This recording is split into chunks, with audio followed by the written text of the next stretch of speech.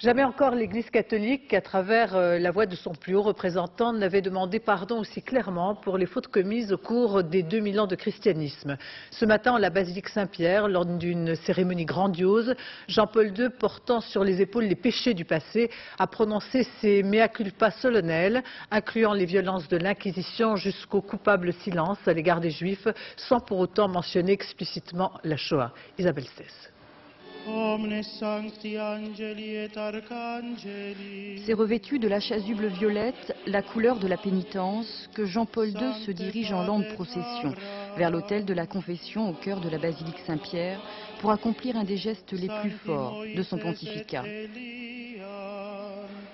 Car si Jean-Paul II a déjà demandé pardon une centaine de fois, jamais, dans un acte solennel, un pape n'a confessé l'ensemble des fautes commises par l'Église en 2000 ans d'histoire.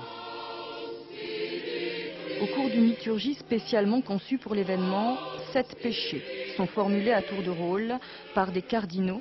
À chaque confession, une bougie est allumée et Jean-Paul II invoque le pardon de Dieu.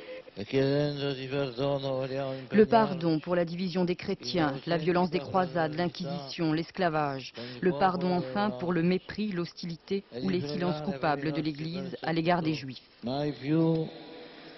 Plus jamais, dira Jean-Paul II, avant d'embrasser le crucifix en signe de pénitence.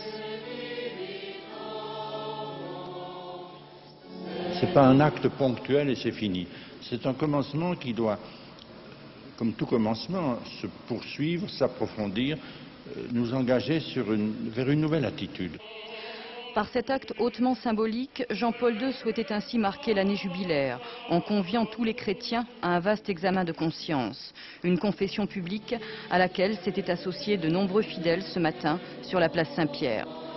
Il y a 3 ans, les évêques de France avaient été les premiers à demander pardon devant la communauté juive pour le silence de l'Église durant le régime de Vichy.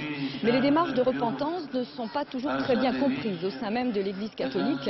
Ainsi, certains parlent d'auto-flagellation publique et de nombreux fidèles acceptent mal de demander pardon aujourd'hui pour des fautes commises par d'autres dans le passé. Voyons à présent comment les différentes communautés religieuses ont réagi en